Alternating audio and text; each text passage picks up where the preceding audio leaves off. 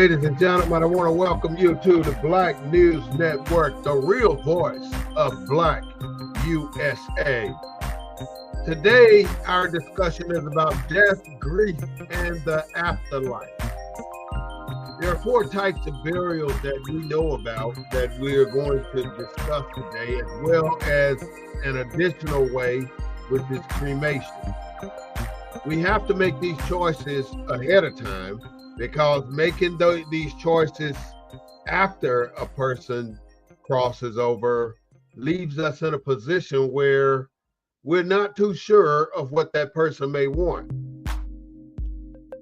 This is the Black News Network, and if you're interested in discussing these topics that we're going to go over today, please give us a call at 210-241-5493. That is 210-241-5493. Again, this is the Black News Network. Don't forget to like us on Facebook and definitely subscribe to us on YouTube. We are the premier Black News Network channel, bringing you the news from a Black perspective. We don't own the rights to the music, but we do own the right to what we say.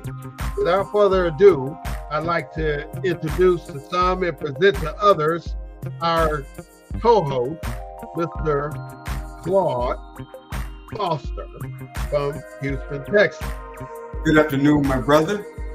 How's everything going this Good. Sunday before the winter storm? What's the name of this winter storm? Huh? What's the name of this winter storm that's about to hit us? I ain't tracking that storm yet. You're not tracking that storm. We got enough storms in our life. For me anyway. That's one of the storms we're talking about today on today's show, the death storm. Yeah. So I look forward to the discussion. I've invited a couple of people on. So if they call in, you're going to have to patch them in. I sure will. Got you. Get a hold of another person, a good friend of mine, Linda Skerlock. She's an educator. But I think these are 2 people that can add some value to the show, to this discussion. Great. So I'll turn it back over to you, let you go ahead and do the introductions while I get her on the phone.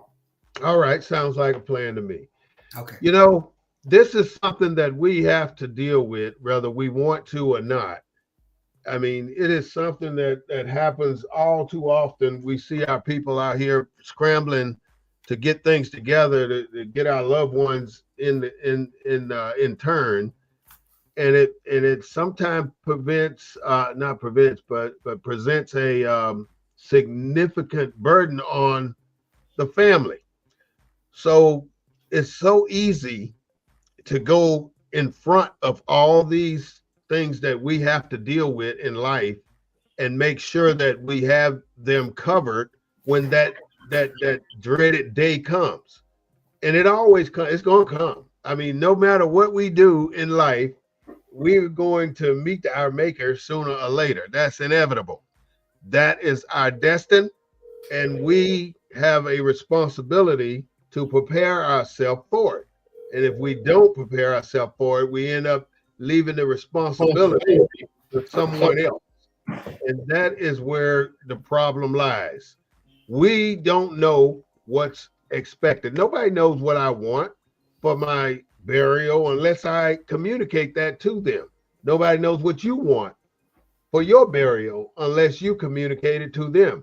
And so many times I hear our brothers and sisters go around and say, man, I don't care, bury me in a cardboard box. You know, and that's so rudimental. That's so dismissal. That's so non-attentive to the needs of our people. We have to pay attention to these particular needs. I would hate for somebody to bury me in a pink coffin, you know, but that could possibly happen depending on who's making the plans. So you'd have to make those arrangements yourself if you intend to go to the other side in a beautiful manner that is of your wishes. So like I said in the beginning, there are 4 types of burials that I want to discuss, and I'm going to put the names out ahead of time, and then as we move along, we'll discuss those types as well as cremations. On ground or in ground burial, which is one of the very first options that we always consider and we always use. The other is private public mausoleums. That's an option that most our people don't really consider, but it's available to us. Depending on where you live, for instance, if you live in lower below sea level areas, then you do consider mausoleums for your burial slots. Kind of like in New Orleans, right? Yeah, yeah. Like New Orleans, everything's above ground in mausoleums. The water table, yeah. Then you have in really dry climates or upstate climates, it don't necessarily have to be dry climate, but in other climates, you have what they call lawn crypts. If you remember the movie Tales of the Crypts, they're talking about underground caverns where coffins are kept. So if you can definitely do something like that for your family or your clan or whatever you want to call it, because we do have crypts for our people too. It's for everybody, but you have to pay. That's the key. And the last one is a green burial. A green burial is where everything that's involved in your preparation, planning, and internment is biodegradable. So everything you put into your final resting place will eventually turn into the soil surrounding it. That includes whatever the tank, the vault, whatever you want to use if you decide to go with a green burial. Those are the four types. And then on top of that, then you have cremation, and they're all surrounding funds. And it depends on the availability of funds that you may have. And sometimes we don't have a lot of funds to dedicate to burial. But if you notice, the cemetery business, the funeral home business is a billion-dollar business, especially in Black communities. And funeral home directors are no different than Walmart CEOs and how they plan the price structures on the items that they sell. Go ahead. But I back to our people and in why this subject is so important, right? Mm-hmm. You've heard this. You probably heard this when you was growing up. Now I lay me down to sleep. I pray the Lord my soul to keep. Mm-hmm. If I die before I wake, I pray the Lord my soul to take. Mm-hmm. So part of our cultural framework is void of any kind of planning. It's focused on prayer. And prayer is good, but prayer, how do you say faith without works? You got to have the works part. And the works part is the planning. Yeah. It's what this show is talking about. Right. So but even it goes back further than even that, man. It goes back to, we talk about part of the planning process is having the funds to bury. Mm-hmm. The funds, yeah. And the lack of access because of racial stereotypes and racism in this early part of the 19th century, that insurance companies would not insure us. And if they did, the policies were $5,000, $10,000 that you paid on your whole life that really wasn't worth the amount you put in at the end of your life. Right. And you got to remember, back when you and I was growing up, and if for a minute of the people on this call, Black folks were dying in their 40s and 50s. We considered that old age. Mm-hmm. And so this whole notion that Black people's habits and traits are the reasons why insurance companies didn't want to insure us or insured us as a risk, high risk, charge us exorbitant fees. And then we wonder why we're in the dilemma of why we have lack of planning, because a lot of people got their planning through their insurance, through their agents, through their relationships with their agents and stuff. Mm-hmm. And I'm just saying that the Black community as a whole, regardless of our status, because we're the only people that was defined as a problem, the Negro problem. You ain't heard that of no other race. That's right. Ain't no Jewish problem. Ain't no Asian problem. Ain't no Italian problem. Only the Negro problem. I was going through the book, the 1619 Project yesterday, and I ran across a segment where it said that Black people are prone to repeat these cycles all the time because nobody wants to pay attention to the base of our issues. No, we're not looked at holistically, my brother. We're not looked at if it ain't something voting rights or something that's kind of germane to more than just us. We don't deal with it. Yeah, well, we ignore. This is truly a Black issue. Mm-hmm. It's truly this burial thing. Right. And it doesn't stop our own people from taking advantage of our folks when we die, because I know you remember, I don't know if you remember, but I do, when the funeral home or the church, the funeral home were the ones who'd come around every month and get a dime or 15 cents from our families for our burial. And the only thing that covered is them picking us up and doing the embalming. And I don't know if it included the casket. I don't remember those days now. The funeral homes would come around? Yeah. It was the funeral home. Somebody from the funeral home would come around and get a dime. I wasn't aware of that. Remember, they used to have this little folder on the side of the wall. Well, this is just our family. We had a folder on the side of the wall says Buy's Funeral Home or Hull Brother Funeral Home or whomever funeral home. And in it was a little ticket where every month you'd write down what the charge was, and they'd come around and collect it. And that would be for the pick up the body. See, the people don't even want to think about those things. You have to start at the beginning. For instance, if your person died in the hospital, it's the family's responsibility to let the hospital know that this funeral home will be contacting you to pick up our relative's body, or our relative's remains. But isn't that's part of the whole insurance package, though? That's not. But insurance ain't got nothing to do with that. The insurance don't tell the hospital what funeral home that. No, the family tells what funeral home, but the funeral home is the one doing the burial, so that's all part of that preparation, having the proper coverage, insurance. That's not a separate. If you got it through the funeral home. No, if you got it through the insurance company pays whatever costs. At least that's. I mean, I just had a couple of deaths in the family. At least that's the way. That's the way it went. You can turn over your insurance policy to the funeral home and allow them to do everything. No. The insurance company told us what we owed, and we paid it from the insurance proceeds. So whether that was picking up the body, the whole process. I do remember the big insurance companies coming around. I guess they was part of Prudential and the insurance companies of that time period, because those were the biggest ones with their little insurance books.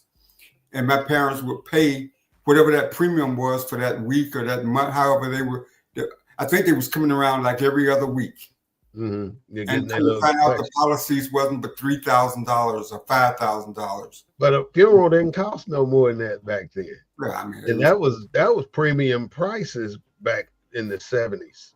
$3,000 funeral was an expensive funeral in the 70s. But I'm not saying that it cost $3,000. I'm saying, and the policies could have been a lot less. You know, I just threw out that $3,000. Seems like we're mixing apples and oranges too. And let me see if I can clarify what I mean. You got an insurance policy on us. Let's say I got a $10,000 policy on me through Prudential. Right. All right. That $10,000 policy and my death with Prudential means my beneficiary gets $10,000 when I die. On another note, I have a policy with my funeral home saying this is where I want to go. I want this funeral home to process my remains. So in order for you to get that, you can either do one or two things. One, you can take that insurance policy with Prudential and give it to the funeral home and say, hey, if this person passed, this, you can take this policy and run and go through with it and take out what's owed for the funeral, and then remit the rest to us. But you can also pay for my funeral out of pocket, and you receive 100% of what Prudential is offering, what Prudential gives you on the settlement. Or I mean the entire policy. The check is not made out to the insurance company. I mean to the funeral home. The check is made out to you. To the beneficiary. Yeah. But if you choose to allow the funeral home to process it, they can. The insurance companies work hand in hand with funeral homes on policies, because a lot of times families are in so much distress that they don't want to deal with the insurance company. Oh, you got any callers to do that for you. You got any callers online? Not yet. I don't see anything coming through. No. Okay. Yeah, I got it sitting right here. So if they call, I'll be ready to answer. So, but back to this whole planning, having a planning checklist, knowing all the documents you got to have. I mean, when I was with the NAACP, I want to go back to that, but I want to make sure we're clear on how that works, though. Well, I mean, come back to it later. Well, every part of the country is a little bit differently. Like I watch a lot of YouTube videos to learn certain things about different parts of the country, how things are done. Things are done a little bit. Black skin does not know that Black folks are treated and dealt with the same way all over the country, and we're not. And so what may be unique in Mississippi may be totally different in Texas. What may be unique in Alabama may be totally different than what's in Mississippi. Right. What the local rules are. Like you got a local funeral home. A local funeral home may sell policies directly to the and they do. Like right here in Texas, they do. And so that may be allowed. And whereas in some places that is not a standard practice. So I'm just saying that's the uniqueness, and that's the locational process depending on where you grew up in this country. Because like I say, I don't never remember us paying directly to the funeral home. The funeral home billing us prior to a death. But for them to go and pick up a body. I don't like the Prudential don't get into the weeds with a burial. They just deal with the beneficiary. Right. The beneficiary gets into the weeds. Yeah, but when I say the weeds, huh? But let me be clear. I'm just saying that I don't recall any of my relatives ever prepaying for a funeral home to come pick up a body. I don't. I mean, how do you figure you would settle that then after death? Because I mean, I've had some recent deaths when somebody dies. Because like when my brother died, and he died at the hospital, and the family called a local funeral home to come pick up the body, but that was also the funeral home that did the funeral, and so they took care of it. I mean, that wasn't no pre-arrangement with the funeral home to come pick up a body. No, you don't have to. There's no requirement to have that, but it's better to already discuss those things, because you may, let's say right now, you may have a beef with, I'm going to use San Antonio, Lewis Funeral Home, or you may have a problem with going to Sutton. Yeah, multiple funeral homes, right? Or you might have a problem, or you may prefer Carter Taylor Williams Funeral Home, but your family don't know that you like Carter Taylor Williams, and they choose to go to Lewis Funeral Home, who's now owned by a white company, by the way. But without any, I mean, the reason why we're doing this show is because without any kind of wills or nobody documents or anything, people don't really know. So it's left to the most responsible person. Yeah, just to make the call. I did a few funerals in the last several years. Now I'm going to tell you about the first one, my grandfather. All right, so when he was 96, we went over to the funeral home with him, and he showed us the coffin he liked. He showed us the vault he liked. He said, "This is the headstone I like," and we put all that in a contract with the funeral home while he was alive, and we paid on that at a price of, let's say, I think it was like $6,200. But that same, let me finish, that same funeral, that same service at $6,200 was good for that contract. But when he died, it was several years later, the same procedure, the same system, the same equipment would have cost him $8,000. So we got it at $6,200 when we contracted it way before while he was alive. Right, but what I'm saying is, so he didn't have a whole life. He didn't have a policy. Yes, he did. He still had insurance policies with the big brokers, the big insurance companies. So you guys negotiated. So you guys negotiated. So you guys make sure that with the funeral home, because that was so he could verbalize what he wanted, right? Right. Yeah. If nobody have any intentions on trying to make their plans before they die, then people gonna do it to the best of their ability, whatever they think you may want, right, or whatever they think they can afford. Or some people want to do it as cheaply as possible, right? But because of the insurance policy, they want to keep as much cash as possible, so they're gonna give you the cheapest shit they got in there. So, but that goes back to what we're talking about, like lack of planning. There's no document. Yeah. So do you already know what funeral home you want to go to? Who, me? Mm-hmm. Yeah, I mean,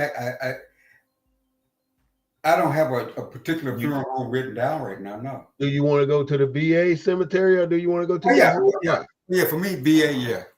Okay, because I've already got back to Mississippi. It's back to my home plot where the rest of my family.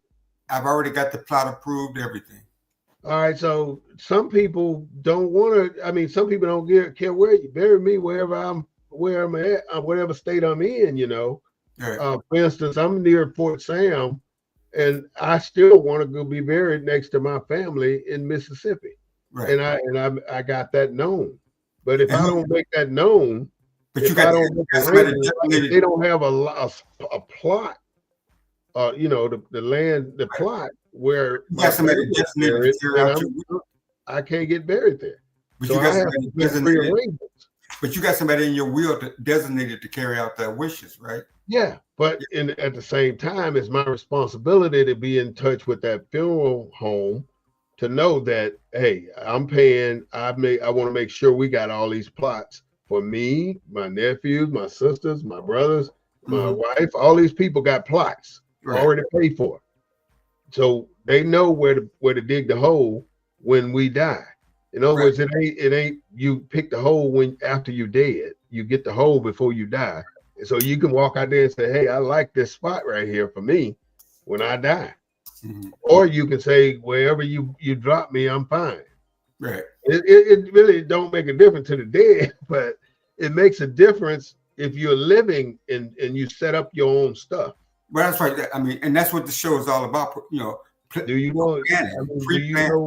You know what suit? I mean, you want to be buried in black and white. You want to be buried in blue and white, green and white, red and white.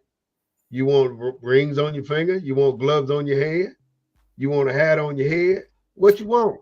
Well, and some people go with cremation. You don't have to worry about a lot of that. Yeah, you don't. So but otherwise, you have to pick that stuff. My mother did. I did the same thing with my mother.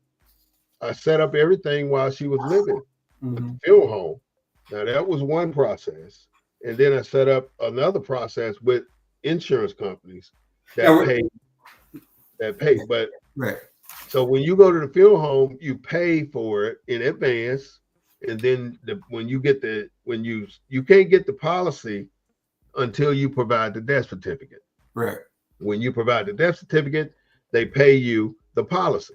That can be months or weeks after you've had the funeral. So you can't really depend on the policy to pay for the funeral unless you sign over the policy to the funeral home. Yeah. And then they will do the process for you, and then they will provide you with the remaining funds in excess of what the funeral costs. I went to a funeral like that but they're gonna charge you. Yeah, they're gonna charge you premium rates at the funeral home. So you have to be aware if you got a $30,000 policy and somebody was calling. Hello, this is Warren. Can I help you? Yeah, it sure is. Let me put you on the system. We got our first caller. Go ahead. Who's calling? My name is Linda Skurlock. Hey, Linda. Nice to have you here with the Black News Network. What's your concern? I was just told to call in from a friend, Claude. Oh, okay. He's on. Can you hear me, Linda? Linda, can you hear me? Yes. Okay. She can hear you. I try. Okay, good. Now, the show today is about death, grief, and the afterlife, and we're talking about the lack of planning death in the African American community. And so I thought that you and Mrs. Mansfield would be some great additions to the show in terms of sharing, your thoughts about the lack of planning in the Black community. Right. So have you already made your afterlife plans already? Yes, I have a transfer on death deed. I have all my stuff in, as far as my son, I've taken care of that, including the cars. But a lot of people, do a will, but with a will, you have to pay a lawyer to probate it. And that can get expensive because I went through that with my husband. Okay. He died intestate. So I had to get a lawyer to get all the stuff into my name. Okay. So I've made plans for my son, including my burial, my obituary. I've written my obituary. Mm-hmm. I've told him where I want to be, what I want. I've chosen some of the songs and the scriptures from the Bible. I've chosen those. Okay. What I want, where a funeral home I want to be taken to. Yep. So you've kind of went through the whole planning process. I'm sorry? You've kind of gone through the whole planning process. Yes, because with my husband's dying intestate with no will or anything, it cost me money, over $2,000, because I had to get my home into my name and, get his names off. And the problem came with the cars. I had to go to the state and get new, what do they call it? Your titles. Mm-hmm. Yeah. So a lot of people understand when you die and the car is in somebody else's name, you're going to have to go to probate to get it out of that person's name. And that requires a court date? You had to go to court to actually do it? To get the car, to get the cars, I went to the state. Okay. They have something there for you to fill out. Mm-hmm. So I went to the state to do that over on Chimney Rock. And then I had to go downtown to the county clerk's office to file a transfer on death deed. Wow. So what recommendations would you have for our listeners on how they need to prepare? They need to prepare for the cars. Well, that's one thing. Mm-hmm. You can't have insurance on a car that's not in your name, right? The person is dead. Right. So you have to do that. And I had a stepson that I had to buy out. He had a part of his father's estate. So what I did was I bought him out so that I have free and clear title to my house. Mm-hmm. Hey, Linda, let me ask you a question, and let me just share with the audience that this is not just a regular citizen. Linda is pretty active in her community. She's an advocate. She was over a civic organization. Did you all ever have? I don't ever remember, but did you all, as part of your process, did you all ever have classes on planning for your death planning? No. Within the community? Go ahead. Did you ever host workshops or anything dealing with estate planning or dealing with afterlife? This kind of this subject? But I'm a part of this group, the NDC something with it's out of Third Ward, but I'm on it, and they have those. That's where I went to get the transfer on death deed because I had to sign an affidavit. I did that because they had notaries there, so I got it for free. Right. So, but this group, and I'll have to look it up, does have I think over at what is that library? Young Library on Griggs. Well, we got listeners from all over. We got and all of that. Yeah, we got listeners from all over the country, so they may not be familiar with specific locations in Houston, but that's interesting because the whole nexus of the show, the reason why, and this is our second show about this, is because of the lack of planning within the African American community, historical, and there's a reason for that. Lack of access. There's no education. There's nobody out there telling us. Right, nobody's telling you. And I remember going to a senior thing that's put on by Amanda Edwards, and she has people there to talk about wills and everything. And there was one woman who had a will, her husband had, but she didn't have the $3,000 to probate the will.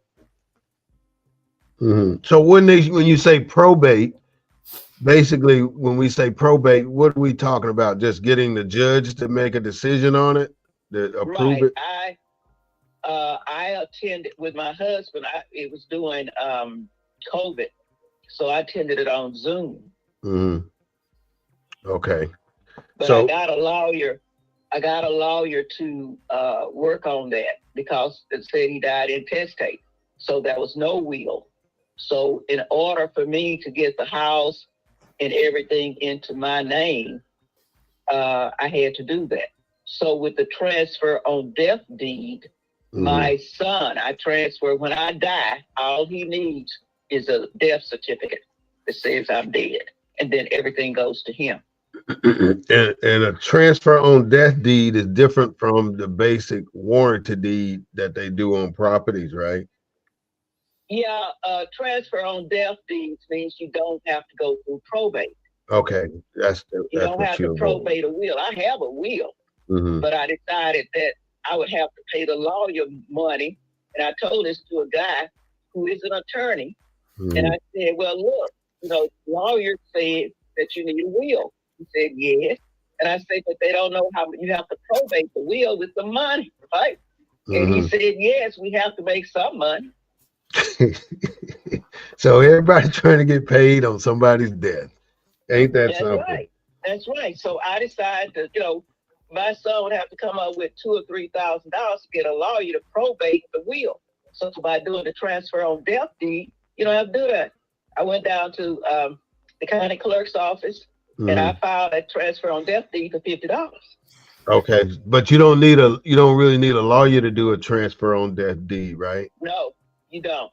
Okay. The state came out with this some years ago. It's been a while since they came out with it because a lot of people had wills and they didn't have money to hire a lawyer. Okay, that's so important.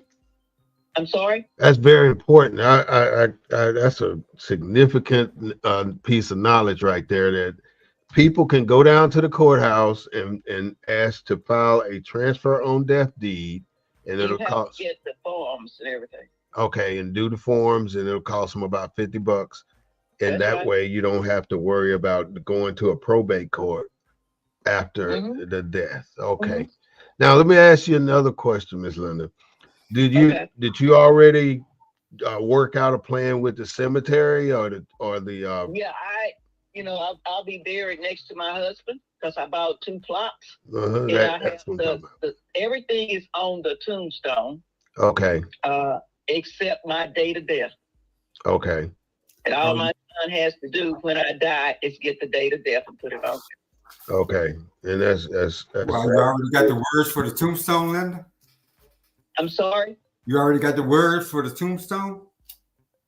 Yeah, it's a big tombstone. It has Skerlock, and on one side it has my husband Samuel, and then on the other side it has my name. And it has all my information, my date of birth, except for my date of death, and that's all he has to do is get the date of death put on the tombstone. So did you pick the mortician, the church? Not what am I trying to say? The funeral home that'll do the internment. I told my son the funeral home off of Eldridge Road. I got that in there. He knows where it is. What about a casket, a vault, or all that kind of stuff? Did you take a look at any of that stuff? No, I just told him I have some money for him to bury me. Oh, okay. And he can pick the tombstone. Really, I just want to be buried in a pine box, but they told me I couldn't do that. No, they don't do those no more, right?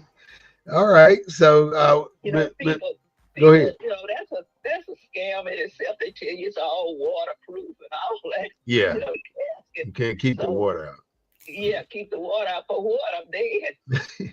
Yeah, and they close the casket after you leave. So I mean, you don't stay around to watch that process. You don't know whether they switch out the casket or. I mean, just you in there, take the casket back.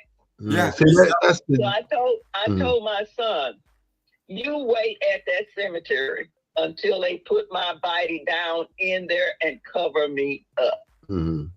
That's right. I said, don't let them put me in there sideways because they've sold some plots right next to me. Yeah.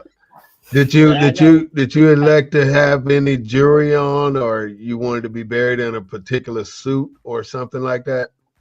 No, I just tell him, he knows my favorite color. Okay, so, good. Yeah. But isn't that kind of a? So he don't have any signs. Isn't that kind of an individual? I mean, no jewelry. The color, they take jewelry off the hands and everything else. So don't, I don't have any jewelry worth, anything because I lost my wedding ring. So, but you take that off. Just put me on what my favorite color. Coming in, look in my closet, and find an outfit. Do you have a designated spiritual advisor? That's a good thing, though, to choose something to be buried in. I never thought of that fact. Do you have a designated spiritual advisor or pastor? No, I don't. I don't go to church. I go to Sunday school. I go to Bible study. But I told him, you really don't have to have a minister. This is what I told him. I want people that knew me to come up and talk about what I've done. I've seen this done at a funeral. They didn't have anybody the guy was a minister, but he asked everybody to come up and say something about the deceased. And that's what I want. I told him I want my best friend, somebody from the Civic Club, somebody from the coalition, people like that who could talk about me. And that's it. They can say I've gotten the Bible verses, the New and Old Testament that they can read. As I said, I've done my obituary. It's on my computer, so he can give that to the funeral home or whatever. So I pretty well have everything worked out except maybe the clothing. You see, that's very important. I was talking with Claude, telling him about how in Mississippi we are right there at the grave site, and we watched the casket go in, and we watched the top go on it, the vault, and we watched them start putting dirt on it. We can stay right there, but in Texas, they take us to a pavilion, and then everybody leaves, and we don't know what happened. Most people don't know what happens after that until they can come back. That's true. So they can't make you leave. Yeah, that's right. Yeah. So I told him, you wait until they put me in the ground. I would think that if there's injustice above ground, isn't there injustice when you go below ground? How? Yeah, well, the injustice below ground is people, these funeral homes. Yeah. Let me say this. When my husband died, I picked the casket. And I told the guy, because with my grandmother, I picked the casket. When they got ready to take my grandmother to my hometown, the casket had changed. I'm like, what? I didn't order this. You know, well, we didn't have another one. Really? So I was really angry, right? But my grandmother was being transferred from Houston to Navasota. And when I went to do the viewing, that's what they told me. And see, she was going to Navasota the next day. So they switched it out and gave her probably a less expensive one. Yeah, that's what happened with my husband. The guy, I picked the casket, and I told him I don't want any mess with the caskets, right? I told him that up front. So he calls me, the casket, we don't have that one, but I got you one that's better. I told him, I don't know how much, if it's better or not. Yeah. Right? Yep. So you have to watch these funeral homes. Yeah, I agree. It's a better, I told him up front, I do not want any whatever with the casket. And he did it anyway. Oh, it's a better one. Yeah. I told him, I don't know that. And then they put you, they want to give you limos, police escorts. Well, the limo, all that stuff. With it.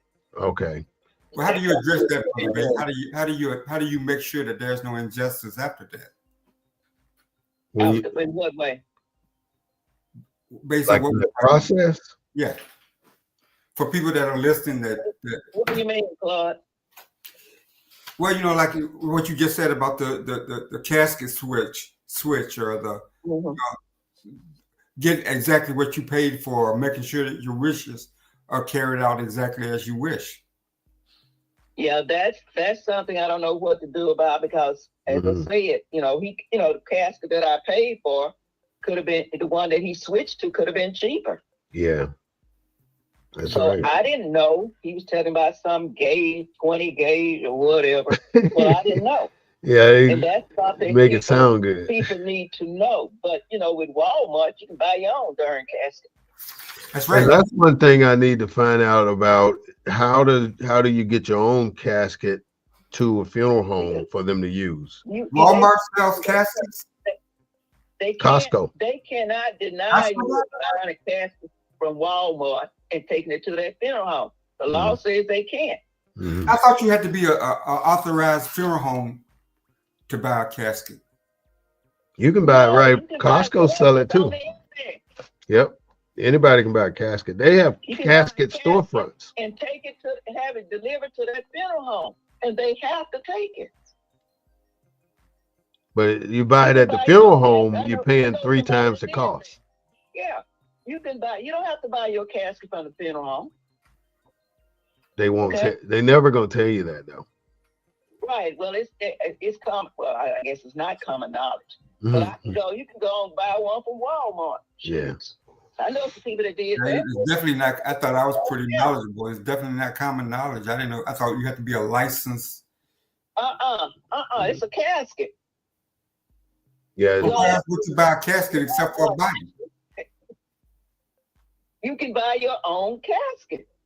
I know a lady that did that. Yeah, that's been they've been open to the public for as long as I can remember. I ain't never have bought one, but I know you can go and find one. They had a store right here in San Antonio that sold caskets to people for funerals, and still they do it now. I know a couple of places you can go. Yeah. Costco, Sam's. Okay. They both sell caskets. So that's some good information, Miss Linda. Very good information. So I wanted to go ahead, man. Go to the Jewish funeral home and get a casket, because I this woman that I know was a Jew was her casket was it was painted, and it had all like her casket had like the flowers on it, one showing the roots and the other showing the other part of the plant of the flower, right? That was when I went to that Jewish funeral. But Jews usually bury the next day. Yeah, they bury all people pretty quick. Yeah, because they don't embalm. Well, Linda, well, thank you for coming on, Linda. You really provided some insights that I'm telling you, yeah, elevates the conversation. Yeah. You got two guys on here, but you brought some insights and perspective that kind of, because what we're trying. This is our second week on this topic, and there isn't a lot of pre-planning within the African American community. Mm-hmm. That's true. I mean, you hear horror story after horror story. So, Ms. Linda, go ahead and give us your closing comments, and I want to thank you for coming on the Black News Network. We're here every Sunday at 3:30, so you can always call in and around this time and voice your opinion on our topics. So go ahead, though. My thing is my closing comment would be to prepare for your death, right? Okay. Be sure you know what you're doing. There are classes, as I said, I can't remember the group that I get on every year. It's something starting with what they call it, a month of service. And I worked with them a while, and they do have courses that you can go to. I'll have to find that information out and send it to Claude. All right. Well, thank you so much for joining us today. And we appreciate your call. Bye. Thank you, Linda. Oh, that was some enlightening facts, that brought me some light too. I'm telling you, that's good. Well, I keep bringing up a lot of people that die in the Black community don't have the benefit of this kind of discussion, and because I've been through enough funerals where families are arguing. They're arguing over resources that are left behind. They're arguing over money. They're arguing over where a person's going to be buried because the deceased never didn't make any plans at all for what will be happening when he's gone. He or she is gone. And I think if there's one point that we can bring home in this show is to make sure that people think about what's going to happen to the people that they leave behind if they don't let the people know or let a significant person know what their wishes are. This is a big thing all over the board. Even at the funeral home, you do a contract, and your contract covers everything from the pickup all the way to the interment. Right. And when you go through that process, you're grieving, of course. So you're agreeing to certain things on that contract that you may or may not really want to do. Based on the grief. You don't want to think about it that deep when you're making the agreement. So let's say at the end of the contract, not at the end of the contract, but when you finish signing the paperwork, everything sets into motion. But that funeral home has a tendency to not always honor everything you've signed up for on that contract. So it's important that after everything is done, you take that contract and go back through it and see what you received and what you didn't receive, because they more than likely they done charge you for something that you did not get. Right. And it's your responsibility to go back and collect your funds because from that funeral home, because if you don't, they ain't gonna give it to you voluntarily. If you don't ask for it, you won't get it. Sometimes you have to demand it. So I can go down to Costco and order me a funeral, a casket. Yes. And legally keep it in my home. Yeah. Yeah, you can do that. You definitely can. You can keep that casket wherever you want, but most people don't want a casket in their home, But I'm not violating. Put it in the storage unit if you want to do it. Violating any statute or law or anything. Without violating the statute of law, you can. Wow. I didn't know. The thing is, you could go and buy your own casket, right? For let's say it costs you $1,500 at Costco, or you can go to the funeral home and buy the exact same casket that they got from Costco for $37.99, the same one. But you paid an additional $2,000 based on where you bought it from. That's all. So you buy it or they buy it, they sell it. That's all it is. And if you buy it from Costco, you save so much money, it's unbelievable. I thought funeral homes bought caskets from wholesalers, like casket manufacturers. They had us bamboozled. I mean, many of us are still bamboozled because they think it's an exclusive right to do all this funeral stuff in-house. And you can even buy insurance at the funeral home. They do insurance policies at the funeral home. Normally they have an insurance broker on staff that will write you a policy, basically to cover all the things we've discussed about the pickup from wherever you pass over at, to the embalming, to the wake, to the delivery to the wake, to the delivery to the funeral, to the delivery to the cemetery. And then the opening, the plot, closing the plot, you have to pay for opening, you have to pay for closing. That and all these little details cost money. And your headstone is a big deal because they'll charge you anywhere from, I mean, a flat headstone is about $1,500, and that's ridiculous. But that's what they charge. And most cemeteries will not allow you. Now, this is where it gets technical.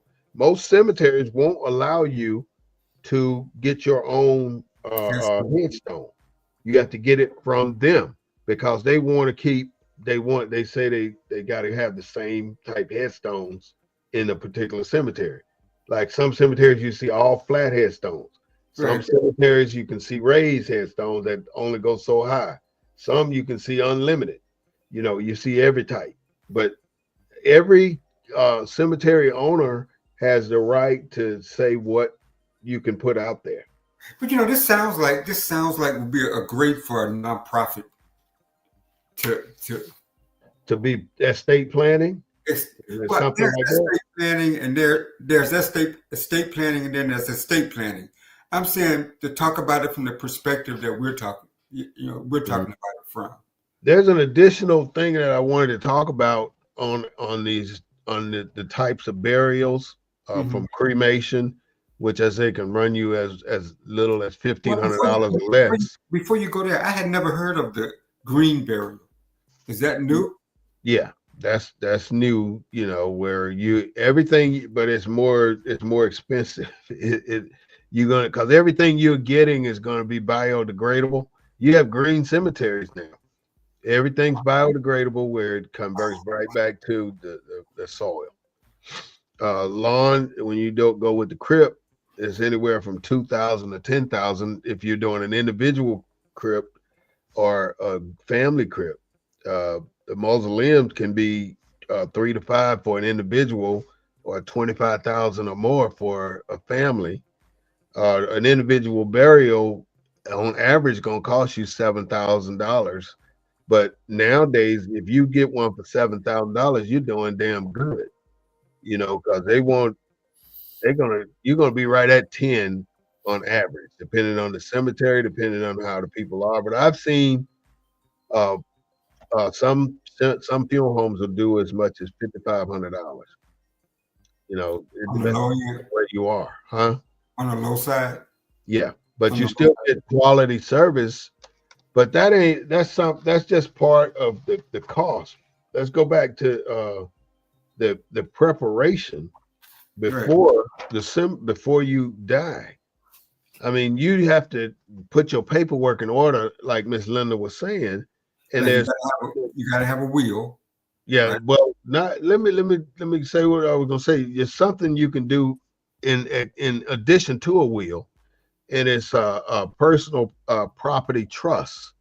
You have to get you a land trust. You have to do a personal property trust, and then you do a second personal property trust. There's so many little bitty things you have to do to fix your system. Let's say you got different assets. You got houses in different states. You got real estate in different places. You got money in different banks. If you don't do this, you're going to have to go through the probate with the will. So if you do a personal property trust, this is like what she said. She called it a transfer of death deed. A personal property trust is the same thing. You do one for your money, and you do one for your real estate, your property.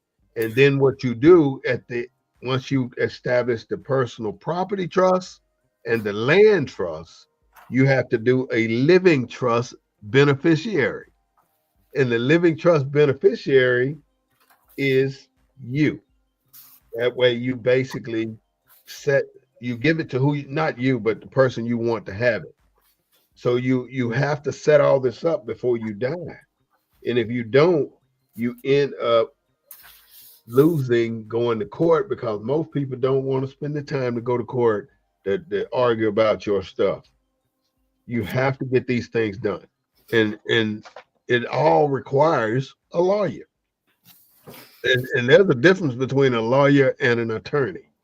And I can't explain that right now, but there's a difference. But like Ms. was saying, you must have that transfer of death deed on file down at the courthouse. And there's so many people losing their properties right now. Black people for sure. Even from the time we became released from slavery till now, we've been taken advantage of on every level. Can I tell you what the difference between an attorney and a lawyer is? What? And a lawyer has to pass the bar. Uh-huh. That's why when you go to court, the only attorneys can go past that bar that's in front of the court. Really? That's called the bar. So you have to be an attorney to go past that. You have to be a lawyer to go past that bar. That's why it's called a bar. Okay. But an attorney can provide advice to family members and stuff like that, but they just can't they just can't practice at the bar. They can't go before a court, because in order to go before a court, you got to go behind the bar.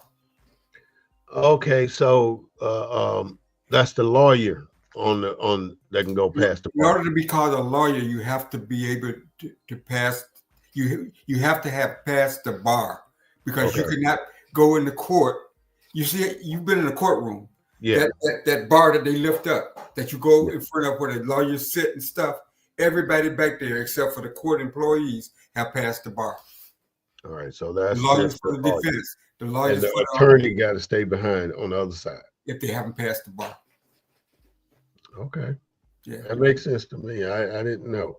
So you can have an attorney in the family, but that doesn't mean that attorney can practice law beyond the bar. Beyond the bar. Okay.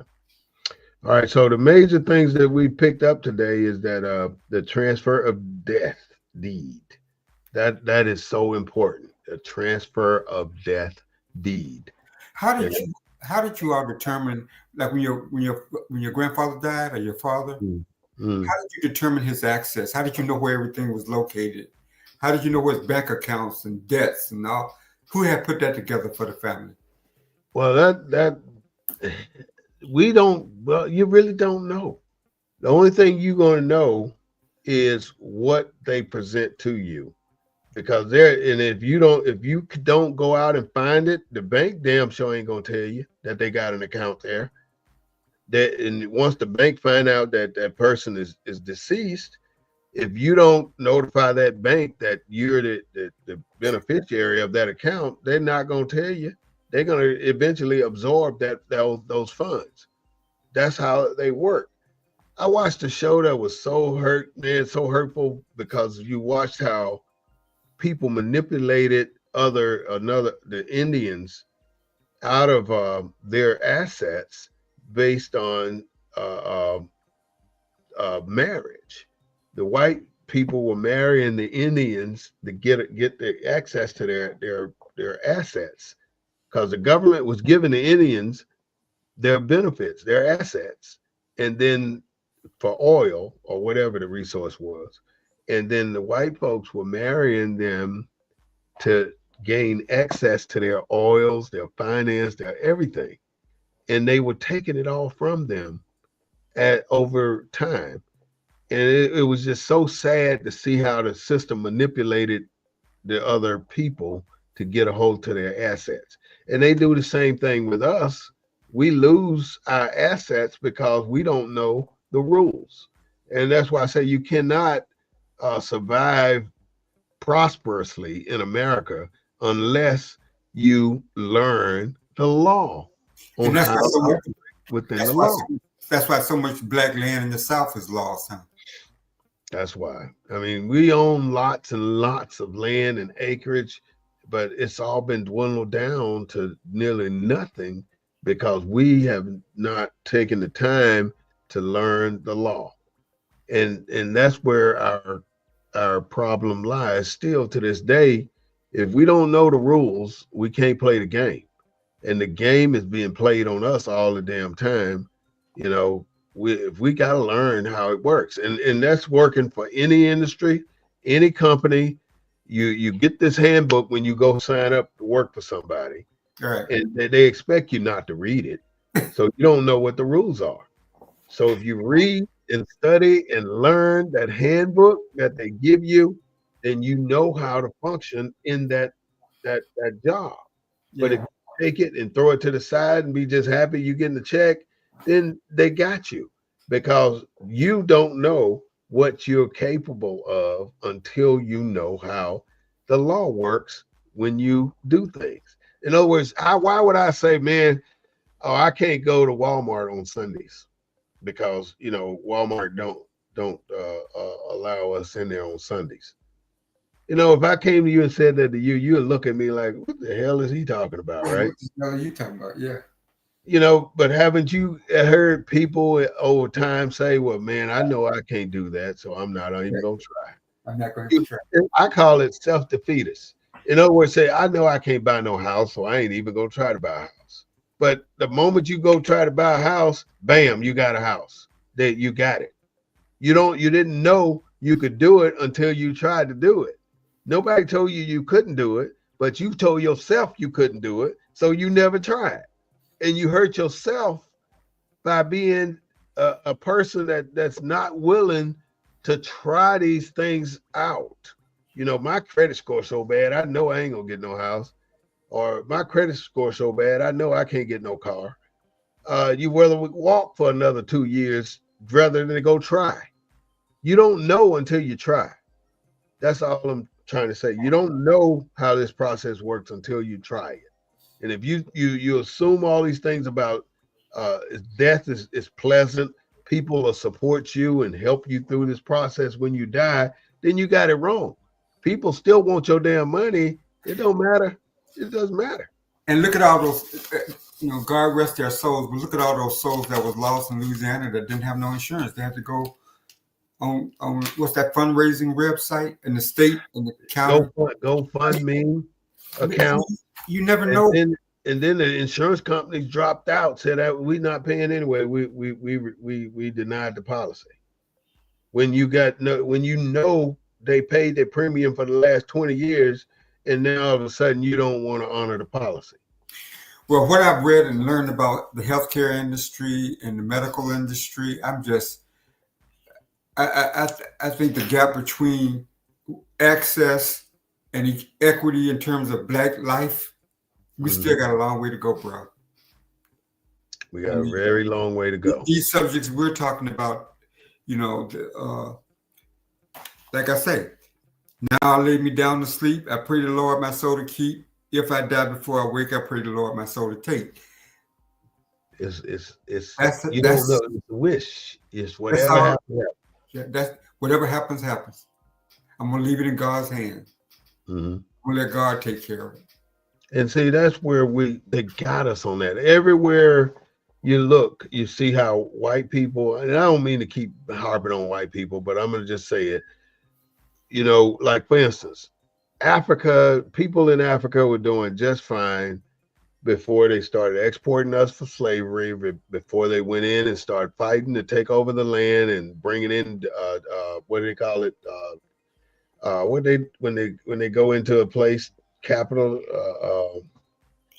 They go in and they colonize. They go in and they colonize a place. What I mean, places were doing just fine before other countries started to invade countries that were indigenous and turn them into what they wanted them to be. Like we go all over the world, or the USA go all over the world fighting for democracy for other countries, right? But then when you come back to the United States, we rank dead last in equality, in treating people the way people should be treated. Why does Russia have the least African American population in the world? Well, Russia. Because they never people over there, you know. No, they never colonized nobody. Right. Russia never went to Africa. Never colonized nobody. And it's something with everywhere they colonize. It's something with that.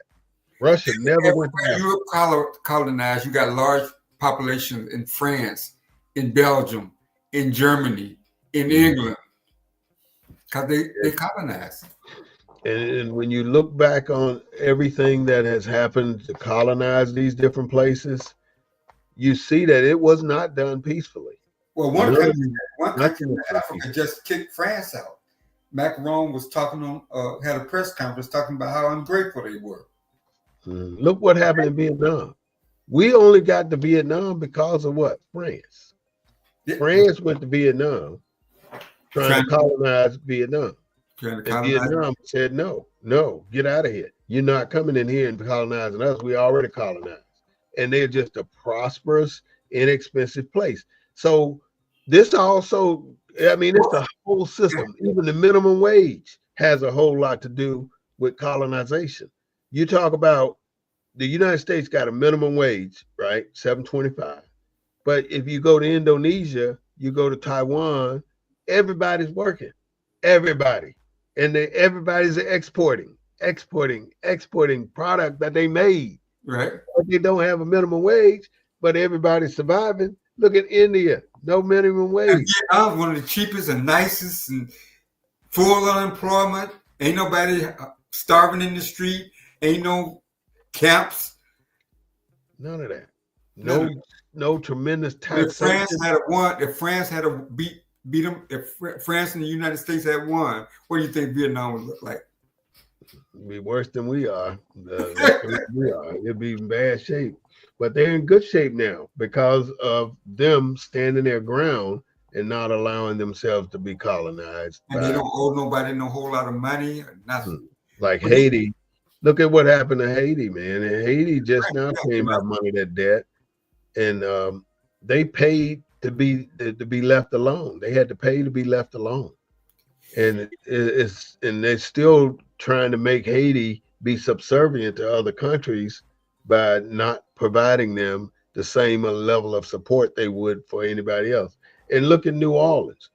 If Germany and Sweden and these other countries had not assisted in Katrina, a lot more people would have died. They assisted Katrina before we assisted Katrina, which is the heartbreaking part of this country to me. You know, why would you not just automatically assist in Katrina? Do you think Trump's gonna deport all the Mexicans now that they need people to rebuild California?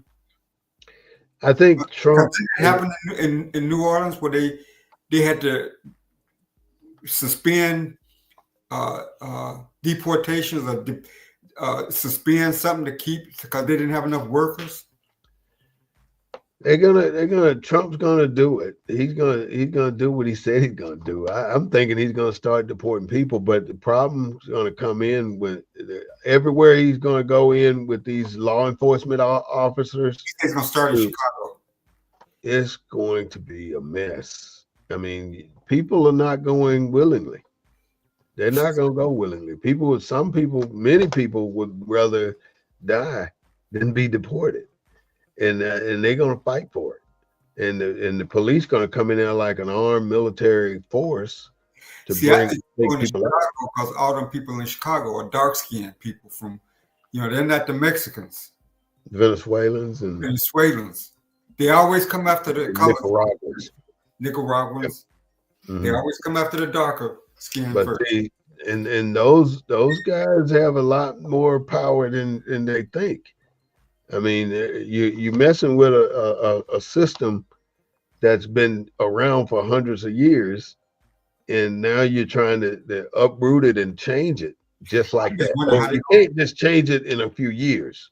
That's what they're trying to do, and that's where the problem's going to start. You're trying to change something that's been done for hundreds of years. You're trying to change it in 3-4 years. I'm wondering how they're going to find them embedded in the Black community anyway. How they going to find them? They're not.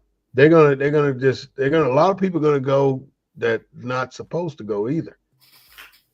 It's just a bad situation all the way around. But it's most of us will just sit back and observe and figure out what they're doing.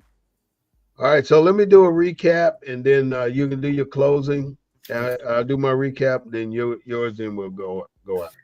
We talked about the 4 types of burials, which is the in-ground burial, the $7,000 to $25,000, and it can go on up depending on how much money you have.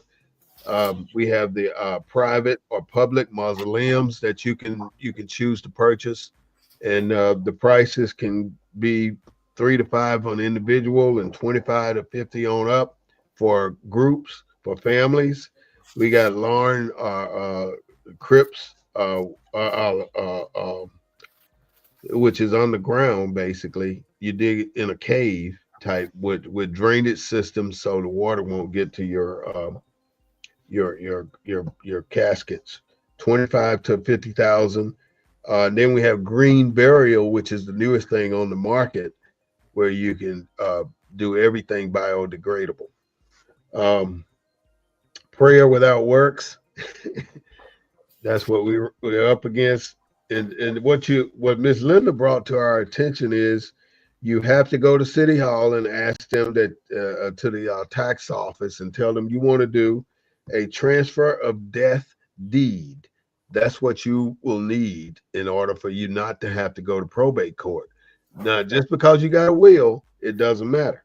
You'll end up in probate court anyway with the will. You must go to the city and file a transfer of death deed. Now, with that, I hope that you all learned something today. The last thing I'm going to tell you about is the trust fund, doing a trust for your business, also doing a trust for your property, and doing a trust for your bank accounts, and then transfer all that into a living trust. And then when you die, your living trust goes straight to, it's the same thing as the transfer of deed. Same thing. You can do it either way, transfer a deed or do a living trust beneficiary. Think about either one. Get it done while you're alive, because it's almost too late when you're dead. That is it for me on the Black News Network. So I wanted to hear from Mr. Claude with his closing comments, and we're going to proceed to close. Well, again, too, I want to thank Mrs. Skerlock for coming on and sharing her thoughts in terms of planning for that after we're gone. I think the most important thing to remember is that fact that make sure you got some kind of planning checklist.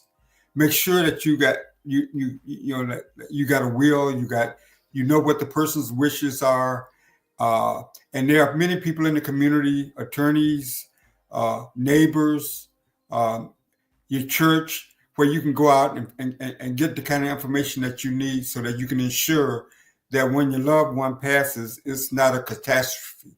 It's already a tragedy when someone passes, especially when they pass all of a sudden. But it's even more of a tragedy when we don't have we haven't done the planning, and so that we can take care of the person's business after they're gone. So again, I want to thank everybody for listening in on this show, and we'll see you next week.